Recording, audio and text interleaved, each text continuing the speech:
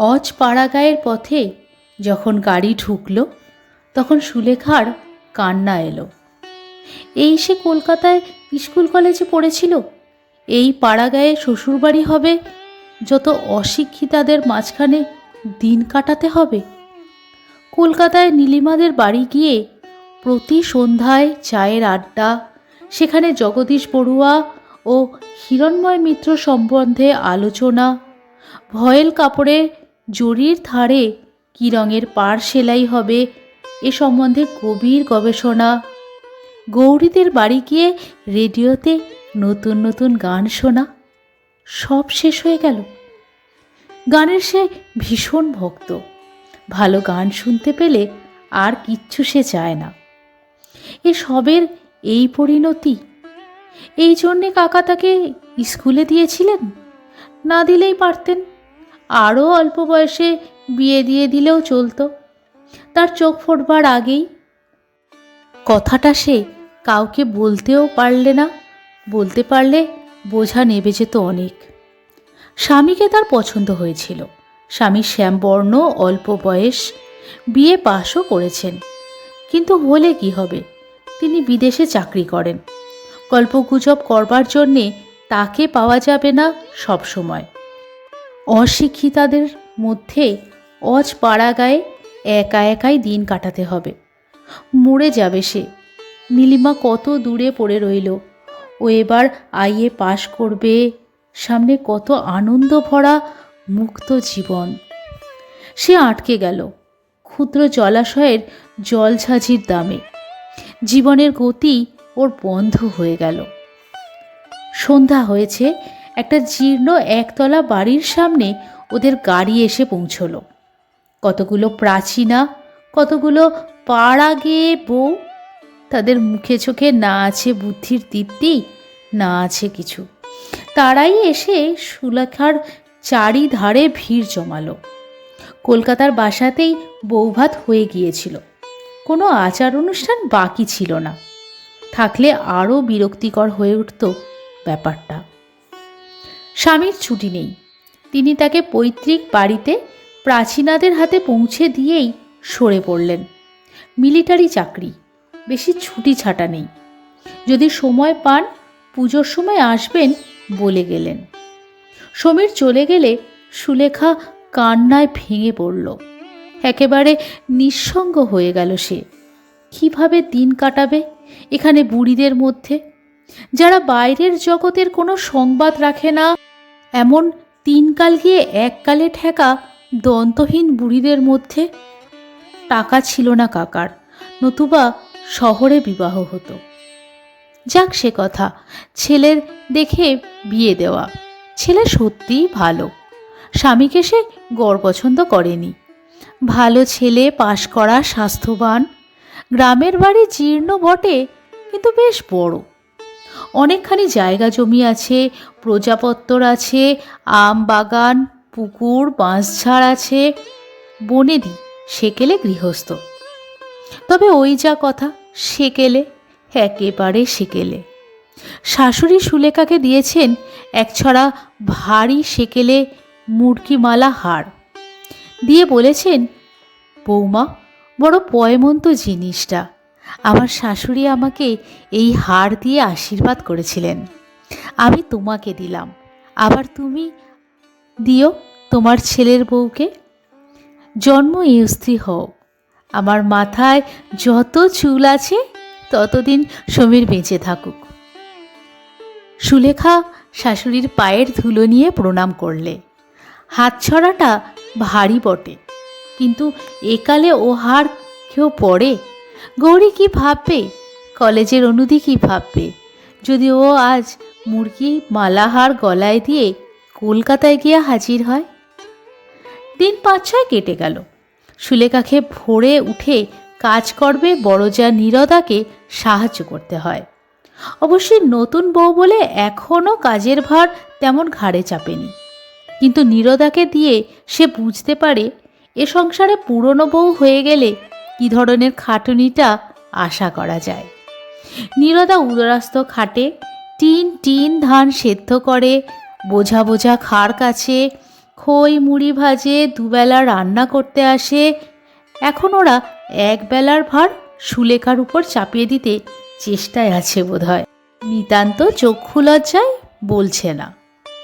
সুলেখা রাঁধতে জানে না যে তা নয়, কিন্তু গিয়েও রান্না, চচ্চড়ি, শুক্তনি, মোচার ঘণ্ট, ঝালের ঝোল, বড়ির টক এসব সে রাঁধতে জানে না।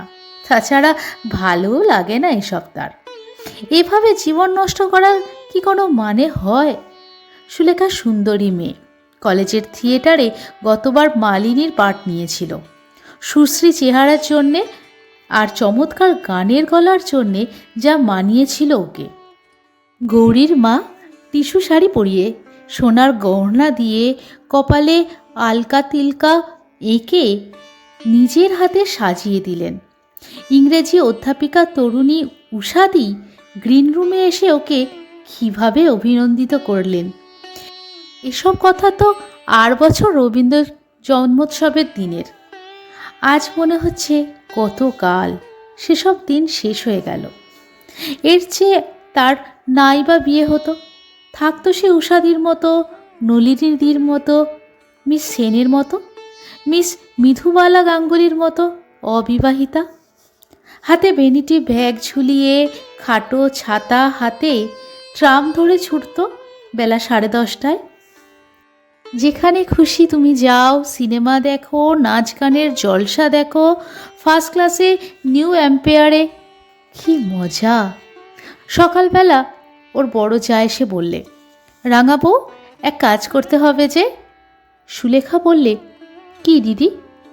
কলাইয়ের ডাল নষ্ট হয়ে যাচ্ছে, এগুলো ছাদে গিয়ে রোদে দাও, তারপর বেলা পড়লে ঝেড়ে তুলতে হবে, বুঝলে? বেশ, পারবে তো? করিনি কখনো, তবে চেষ্টা করি। সুলেখা ডাল ছাদে দিয়ে এসেছে। তারপর আর ডালের কথা ওর মনে নেই। দুপুরে আহারের পর একটু শোবা মাত্র ওর ঘুম এসেছে। বেলা 2টোর সময় কালো ভোমরার মতো মেঘ করে নেমেছে ঝমঝম জল। ও অঘরে ঘুমোচ্ছে তখন। ঘুম যখন ভেঙেছে তখনও সমানে বৃষ্টি হচ্ছে। শ্রাবণ মাসের বৃষ্টি খানাডোবা ভর্তি করে ফেলেছে 2 ঘন্টার মধ্যে। সুলেখা উঠে চোখ মুছতে মুছতে জানলা দিয়ে দেখে, অবাক হয়ে গেল। বৃষ্টির এমন রূপ সে শহরে দেখেনি কখনো। বকুল গাছের গুঁড়িটা কালো দেখাচ্ছে বৃষ্টির ধারায়। ছাতারে পাখিগুলো অঘরে ভিজছে। এ যেন রবীন্দ্রনাথের সেই কবিতাটার কথা মনে এনে দেয়। এদের কোনো ব্যবস্থা নেই। এই সময় খেতে হয় গরম গরম চা। সে নতুন বউ, চা তৈরি করতে যেতে পারে না। কিন্তু কারো কি সেদিকে দৃষ্টি আছে? না কেউ বোঝে। ও মা গো, ওদের বাড়ির বুড়িটা কি করে ভিজছে এই জলে, নারকেল পাতা কুড়োতে। পাড়া গেয়েদের কাণ্ডই আলাদা। এমন সময় ওর যা ঘরে ঢুকে বললে, রাঙাবো, ডালগুলো তুলেছিলে ছাদ থেকে? সর্বনাশ! সে কথা একদম মনে নেই সুলেখার। লজ্জায় তার সুন্দর মুখ লাল হয়ে উঠল। অপ্রদীপ সুরে বললে, ওই যা, সে কথা মনে নেই দিদি, এক্ষুনি আমি ছাদে যাচ্ছি। লজ্জায় সুলেখার মনে হচ্ছিল সে মাথা কুটে মরে। এইসব অশিক্ষিতার দল তাকে কীরকমই আনাড়ি না মনে করছে। তাকে স্মার্ট বলে সবাই জানত কলেজে। সুলেখা ধর্মর করে উঠে ছুট দিল ছাদের দিকে। ওর যা সন্দেহে ওর দিকে চেয়ে বললে, ছুটতে হবে না রাঙাবো, বসো বসো। বসবো কি দিদি, ডাল যে ভিজে নষ্ট হয়ে গেল। সে কি এখনো ছাদে আছে ভাই? তুমি ঘুমোচ্ছিলে যখন বৃষ্টি এলো, আমি তুলে আনলুম যে। কৃতজ্ঞতায় সুলেখার সুন্দর চোখের দৃষ্টি বিনম্র হয়ে এলো। সত্যি ভালো লোক বটে তার যা, মজা দেখবার মতো লোক নয়। ও বললে, বাঁচলুম দিদি, ধন্যবাদ, তুমি আমাকে লজ্জার হাত থেকে বাঁচালে। সুলেখার যা মুখে কাপড় দিয়ে হেসে বললে, রাঙা বউ, থিয়েটারি ধরনের কথা শুনে হেসে মরি, মা গো। এ একটা মস্ত পরাজয়ের দিন বলে সুলেখা মেনে নিলে। ডাল কখনো তোলেনি সে, অত শত তার মনে থাকে না পাড়া গায়ের লোকের মতো।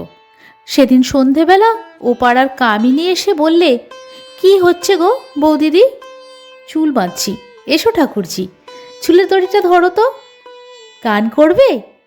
সন্ধেবেলা গান করলে শাশুড়ি আমায় ভালো চোখে দেখবেন?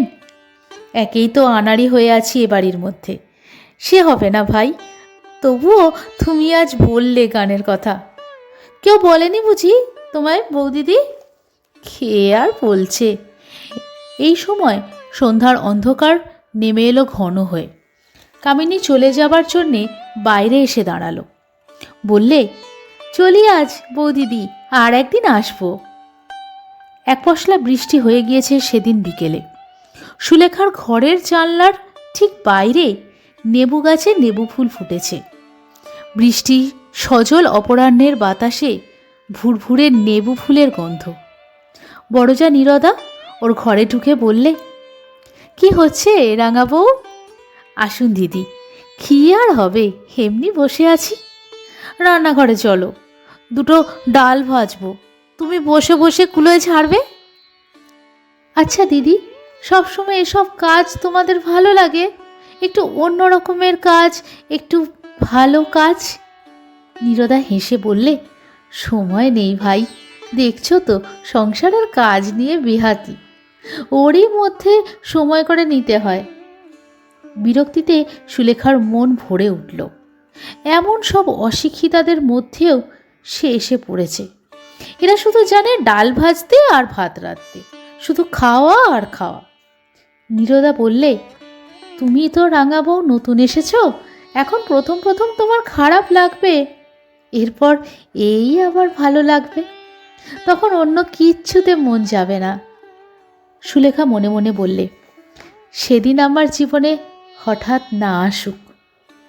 চক্ষুলজ্জার খাতিরেও ওকে গিয়ে ডাল ভাজতে বসতে হলো রান্নাঘরে। 2 ঘন্টা সেই কি খাটুনি। নীরদা ডাল ভেজে দিচ্ছে আর ও আনাড়ি হাতে কুলোতে ঝাড়ছে। অনেক রাত্রে ঘুম চোখে সুলেখা এসে যখন বিছানায় শুয়ে পড়ল, তখন তার মন অবসাদে ও ক্লান্তিতে ভেঙে পড়েছে। কি কর্মফলে এমন সংসারে সে এলো? অনেক রাত্রে সেদিন ঘুম ভেঙে উঠে সুলেখা শুনলে কে গান গাইছে। সুলেখা উৎকর্ণ হয়ে শোনবার চেষ্টা করলে। গুনগুন করে কে গান ভাজছে, নিপুণ কণ্ঠের আলাপ। ও ভাবলে, বারে, এমন জয় জয়ন্তী আলাপ করে কে? সুলেখা নিজে গায়িকা, সে বুঝলে যে এই গুনগুন সুরের আলাপ করছে যে সে নিপুণা গায়িকা। সুলেখা অমন আলাপ করতে পারলে নিজেকে ওস্তাদ মনে করত। কিন্তু এ কি সম্ভব? এখানে কে গান গাইবে এমন? সুলেখা আরও শোনবার জন্যে বাইরে এসে দাঁড়ালো। সেই সময় গানও বন্ধ হয়ে গেল। যে গাইছিল সে অন্যমনস্কভাবেই এক টুকরো গান অল্প একটু সময়ের জন্য গাইছিল, ঠিক গান গাইবার জন্যে নয়। সুলেখা ঘুম এবং বিস্ময় জড়িত চোখে এসে শুয়ে পড়ল। সকালে উঠে এ ঘটনার কথা ওর মনেও ছিল না, কিন্তু একটু বেলা বাড়লেই মনে এলো রাত্রে সেই অস্পষ্ট জয় জয়ন্তীর সুর। তখনই সে মন থেকে ঝেড়ে ফেলে দিয়ে সমস্ত ঘটনা, স্বপ্নের ব্যাপার হয়তো সমস্তটাই। গ্রামের ওপাড়ায় সুলেখা কখনো যায়নি। এবার একদিন ওপাড়া থেকে কয়েকটি মেয়ে ওকে নিমন্ত্রণ করে নিয়ে গেল। তারা সকলেই এক বাক্যে সুলেখার রূপের প্রশংসা করলে। চা খেতে বসে রান্নাবান্নার গল্প করলে। এরা চোখ থাকতেও অন্ধ না কি? এমন যে সুন্দর লাইলাক রঙের জরি পরা শাড়ি পরে আছে সুলেখা, তার দিকে কারো চোখ গেল না।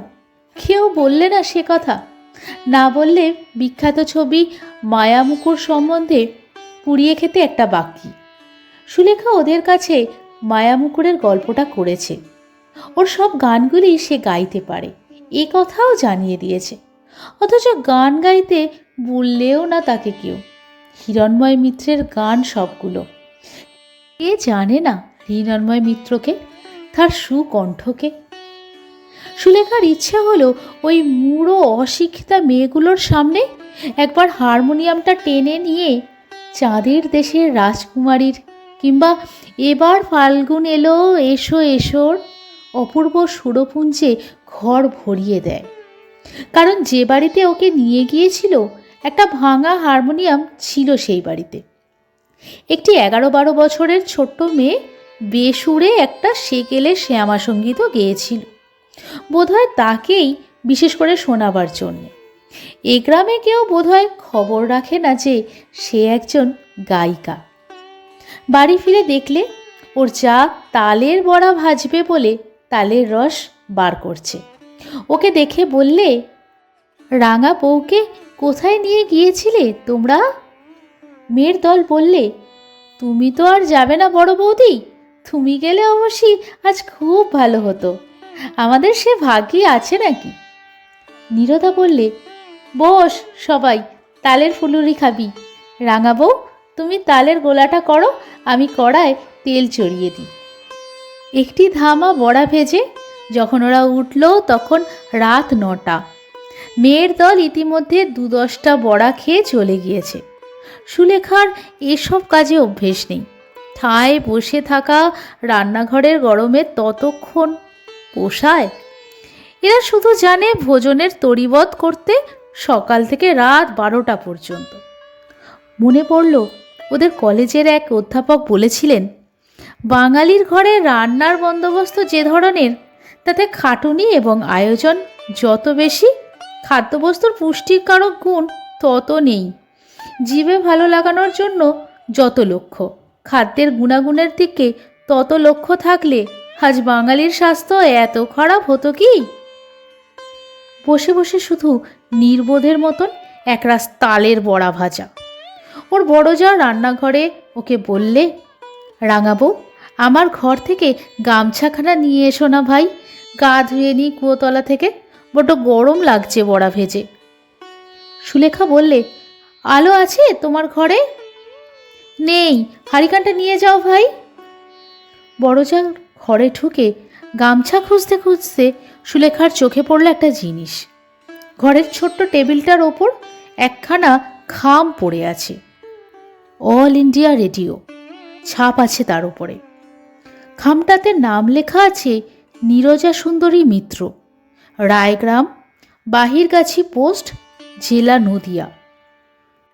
তাড়াতাড়ি সে খামখানা খুলে পড়ে ফেললে। 17ই আগস্ট তারিখে নীরজা সুন্দরী মিত্রের গান আছে রেডিওতে, তারই চিঠি ও কন্ট্যাক্ট ফর্ম। উল্টে পাল্টে দেখলে সুলেখা, কোনো ভুল নেই কোথাও, নির্ঘাত রেডিও কন্ট্রাক্টের চিঠি। কিন্তু কার নামে? নীরজা সুন্দরী মিত্র কে? একটা অস্পষ্ট সন্দেহ ওর মনে জাগল। তাই যদি হয়, তখনই সে রান্নাঘরে ছুটে এসে চিঠিখানা দেখিয়ে বললে, এ কার চিঠি দিদি? নীরজা সুন্দরী কে? ওর যা তাচ্ছিলের হাসি হেসে বললে, ধুর, ও আবার তুমি দেখতে গিয়েছ? আমারই নাম, নীরজা থেকে বাড়াগায়ে সবাই নীরদা। কিন্তু মিত্র কেন? ঘোষ হবে তো। বিয়ের আগের নামটাই চলে আসছে রেডিও অফিসে, ওরা আর বদলায়নি। ও কিছু নয় ভাই, রেখে দে, ঠাকুরপোকে বারণ করে দিয়েছিলাম, নতুন বউকে এই কথা বলো না, আমার লজ্জা করে। তাছাড়া আমার দাদার বারণ ছিল, শ্বশুরবাড়ির গ্রামে এসব কথা জানালে কে কি বলবে। দাদা আমাকে গান শিখিয়েছিলেন কি না, হিরণময় মিত্র, নাম শুনেছ বোধহয়?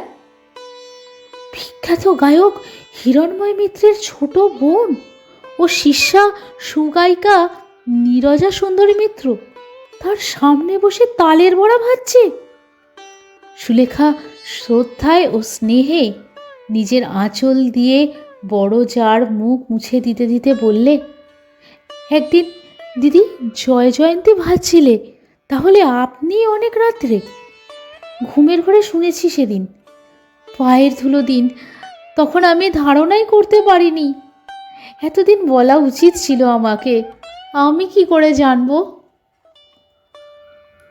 এতক্ষণ শুনছিলেন বিভূতিভূষণ বন্দ্যোপাধ্যায়ের সুলেখা। গল্প পাঠে বর্ণালী, উপস্থাপনায় একটি মেয়ের গল্প। গল্প পাঠে কোনো ভুল ত্রুটি থাকলে নিজ গুণে ক্ষমা করে দেবেন।